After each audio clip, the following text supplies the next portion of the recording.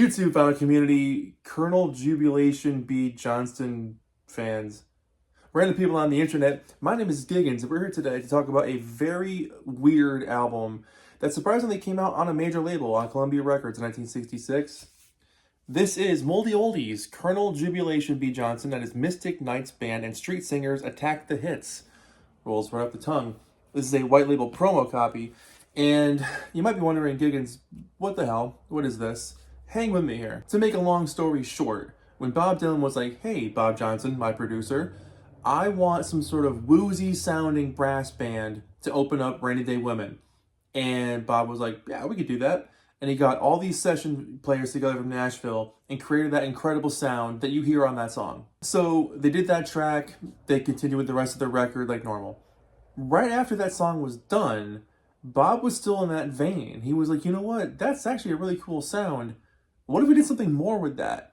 What if we covered some other songs from The Now in this style and see how it goes? And that's exactly what this record is. So if you love Rainy Day Women, number 12 and 35 by Bob Dylan, and you want more of that sound, this is the album for you.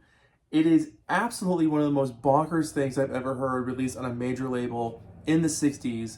And I almost want to call it outsider music, because there's so many times where the singing is purposely bad, people forget the lyrics, musically it's all over the shop. It is an absolutely fascinating record to listen to, and I'm really stoked to chat about it. Unfortunately, they don't specify who sings on what, so I have no idea who the vocalists on this record are. They give names, but they don't tell you what they're doing.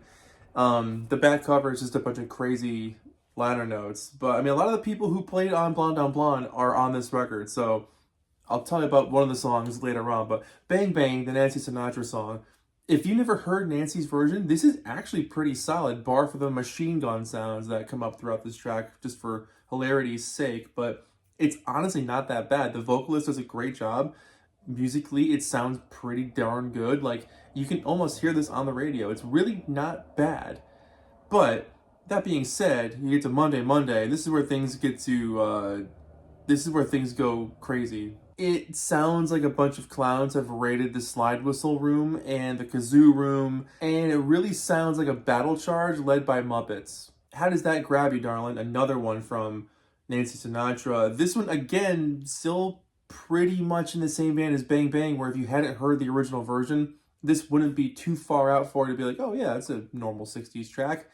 Not bad. Throughout this track, you'll hear the riff from Rainy Day Women, number 12 and 35, pretty often, which is a cool little touch to add that the people who made that record are the same people on this one. But overall, not a bad take. Good Lovin', famously done by the Rascals, but done by a lot of other people too. They count to 7, which is as you do, and this thing it's played, the lead vocal is fairly competent, but it is a kazoo cavalcade.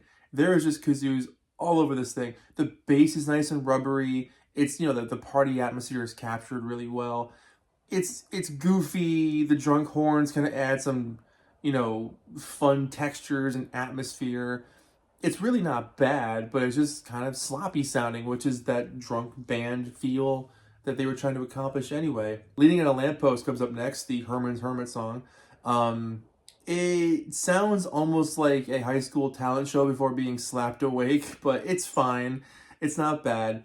And side one ends with Daydream, the Love and Spoonful song, and sort of an obnoxious lead vocal, complete with a sneezing and coughing solo as if the dude's having allergies the entire time.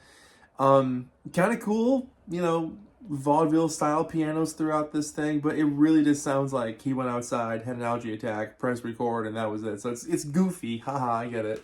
But yeah.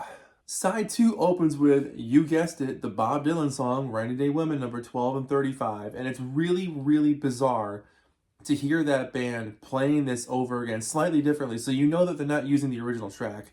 It's slightly different, but just enough so that you know that these were the people that played it because of the attention to detail, the articulation, the way they land on certain chords, the emphasis on the drums. Like, there's characteristics about the performance that is absolutely, without a doubt, the original people from that song. It's mind-blowing, but Vocally, it's a disaster. There's forgotten words everywhere. There's delayed, takes to get to the vocal parts. I mean, the joyous chorus always sells this song, and equally as much, the chorus sells it on this one too. But man, I mean, the playing is excellent because it sounds exactly like the record. So you can't even say it's really a parody, bar for the vocals. But man, that's cool. Secret Agent Man comes up next, and this one's a little rough. I gotta admit, this one's a little rough. Vocally, it's pretty bad, but I do like the horns. They add some dimension, I guess, some character, some edge, if you will. But overall, it's a really weird take on the track. You're My Soul and Inspiration, made famous by the Righteous Brothers, comes up next, and of course it does, because why not?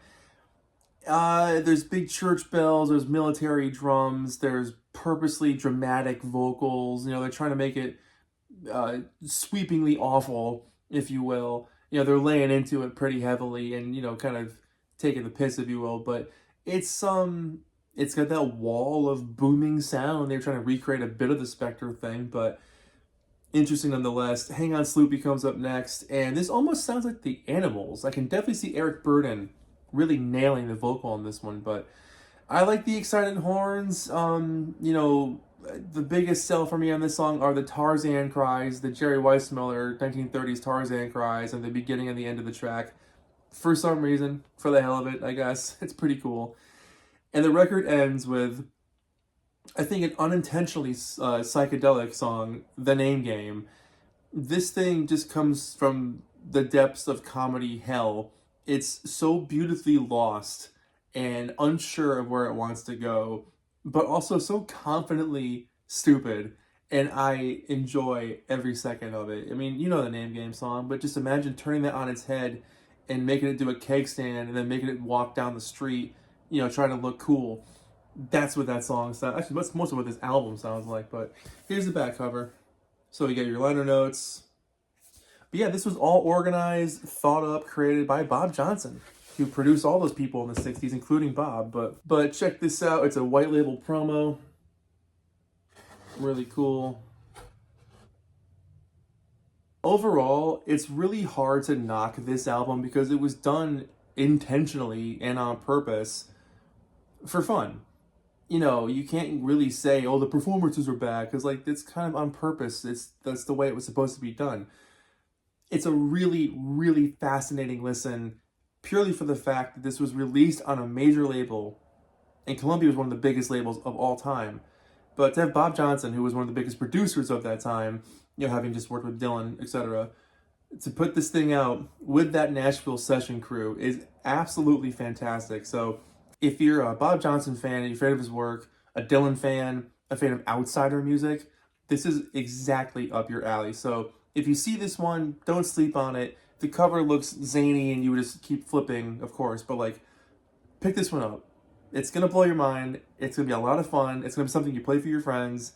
I really dig it. So with that being said, probably a 7 out of 10. They executed it really well.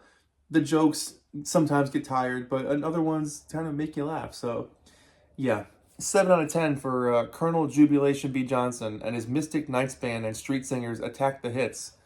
Again, rolls right off the tongue. My name is Giggens. Let me know what you think about this record if you've heard it in the comments below. If you haven't heard it, it's probably online somewhere, but find a copy if you can. It's absolutely worth seeking out. So thank you for watching. See you guys in the next video. Take care of yourselves. Bye-bye.